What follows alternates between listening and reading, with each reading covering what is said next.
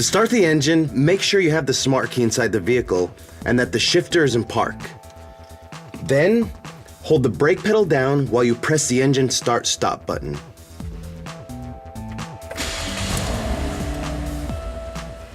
And you're ready to go. To turn it off, put it in park. Then, press the engine start-stop button. If you want to use the audio system without starting the engine, leave your foot off the brake pedal and press the engine start-stop button once.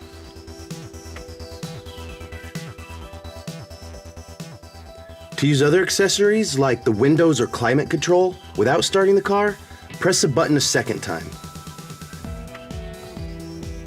The instruments will light up. To turn off all power, leave your foot off the brake and press the engine start-stop button one more time. And that's it.